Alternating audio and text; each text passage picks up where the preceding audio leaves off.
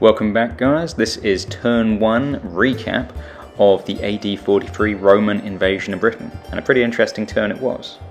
If you haven't already, do please like and subscribe so you won't miss out in the future, and go and check us out on the Facebook page so you'll also be kept updated. For this campaign we've also got the Discord server, link down below.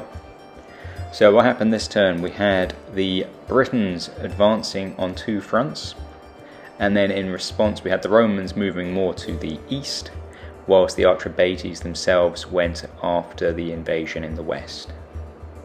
So first we've got the border raid. So this is two Briton tribes facing off. It's just a cavalry incursion. I think it was the Silures tribe.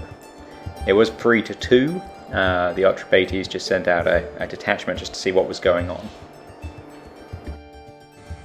So turn 1 saw the Trinovantes gain the initiative, and so they've just realised that there's enemy raiders in their territory, so they're pushing forwards just to see what's going on. The raiders themselves, they've detached one of their units to swing round their left, whilst the other two are kind of going straight up the centre. So turn 2's movement saw the raiders gain the initiative. They pushed forwards in the centre whilst holding their unit on the left. However, the Trinovantes, the commander, saw an opportunity and rolled for forced marches, and one of his units was able to actually close with and catch the lone enemy cavalry. So this will be an interesting little battle. So as the melee ensued, the attacking Trinovantes inflicted 5 wounds, which is pretty good going. However, the raiders in return inflicted 7, so they inflicted more wounds. Luckily, the commander of the Trinovantes wasn't injured himself, but it is a defeat, so we will now have to check for morale to see what happens. So as I said, in the melee, the Trinovantes lost by more. They broke in the morale and were ridden down by the raiders. The commander luckily managed to actually escape without being captured or killed, so he just falls back to his troops, but cursed blood to the raiders.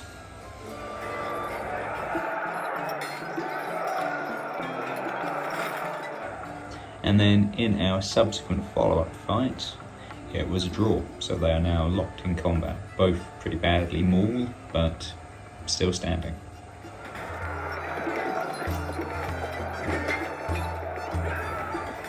And this turn, although the Trinovantes did win the initiative, unfortunately they were locked in combat, so they couldn't really do anything. So the raiders were able to outflank and completely envelop them, so I think it's about to be a massacre, unfortunately for them. So it was a bit of a foregone conclusion, but yes, at the end of the battle, the Trinovantes force, outnumbered, showing bravery, pluck and aggression, have been destroyed.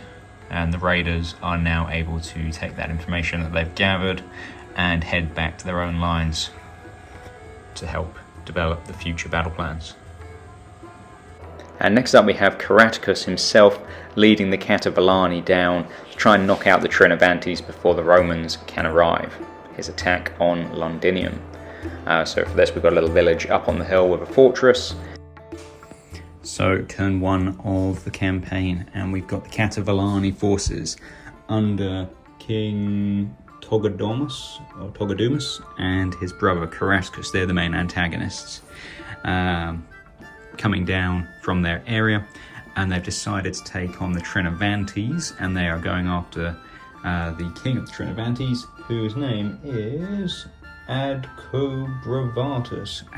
Anyway, so that's him and his small force of defenders just outside their town with fortress. They do have reinforcements coming from their own tribe, and they've also got Roman legions en route to help them, 3 legions in total. But when will they arrive? Who knows? Wait and see. And so just as a recap, during the random events for the Briton players, there was a roll which basically limited one of their ranged units from being able to fire. So in this game, the black base, which I haven't painted yet, will just count as just regular sword-wielding light infantry rather than ranged unit.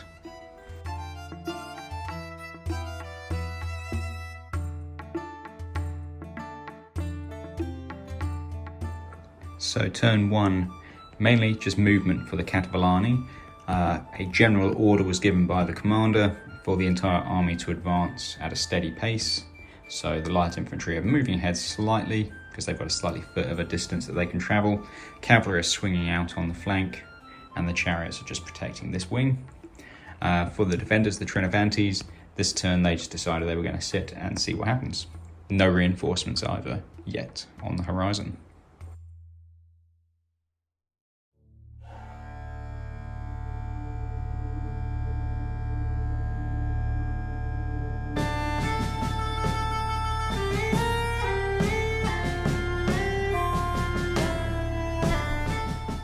So turn 2, we've had the light infantry force marched. They advanced up, started throwing their javelins at each other, inflicting a few bit of damage from both sides, but nothing too major. However, it was an error on the side of the Catavolani because they moved into cavalry charge range and just got charged. 3 of the dice inflicted a couple of casualties on the charging cavalry, but in return have just all been completely ridden down. So first unit off of the board, first blood I guess you could say, goes to the Trinovantes. They also get to advance a further 8 centimeters. So good for the defenders, not so good for the attackers.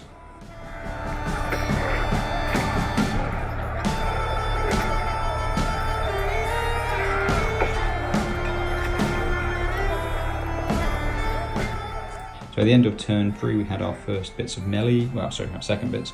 The light infantry charged into the flank of the Trinovanti light infantry, inflicted heavy casualties, but the Trinovantes just managed to pull back, didn't rout.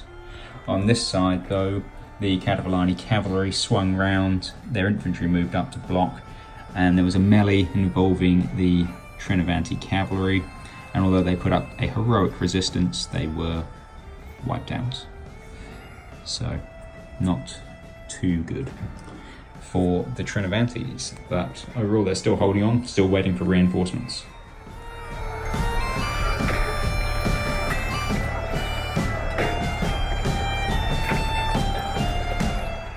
So turn 4's movement saw the Catavolani gaining the initiative again.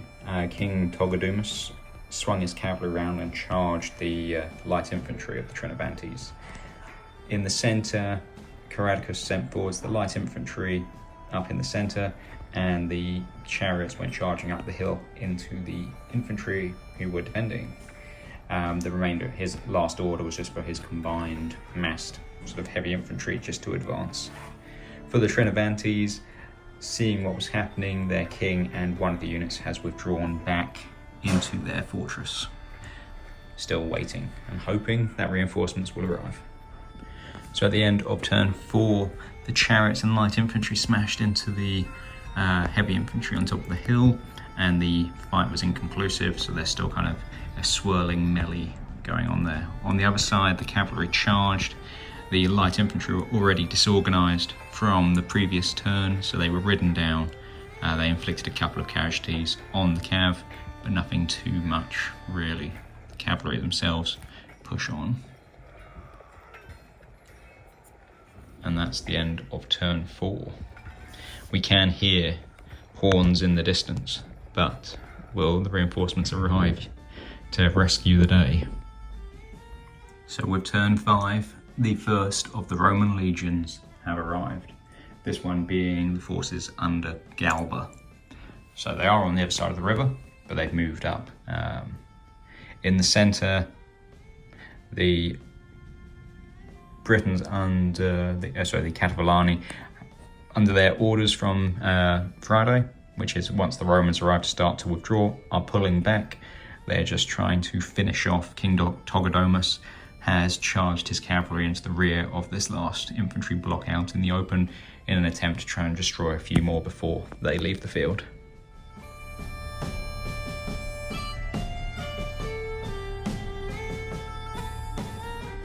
So at the end of turn 5, whilst putting up a heroic defence, the heavy infantry for the Trinovantes were completely surrounded, cavalry to the rear, chariots to the front, infantry to their flank, and they were annihilated.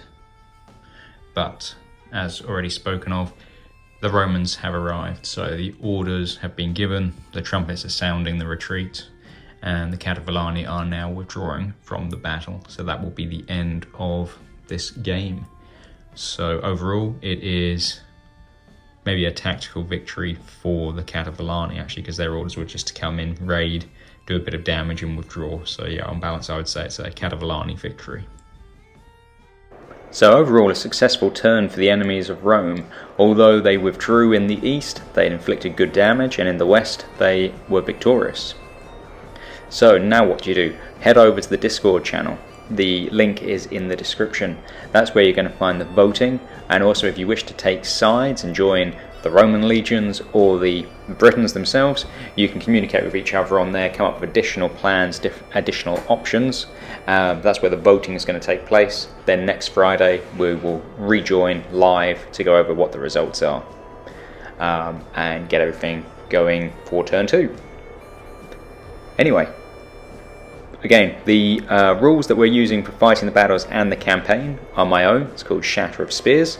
It's available on my Coffee channel, so please jump on over to there to get a copy of that so you can play along as we are, and also you can understand a bit more about all the dynamics of the campaign itself. But until next week, I hope that you've enjoyed this video. Go and vote so that we know what we're doing, and I hope that you enjoy the rest of your week. Thanks guys.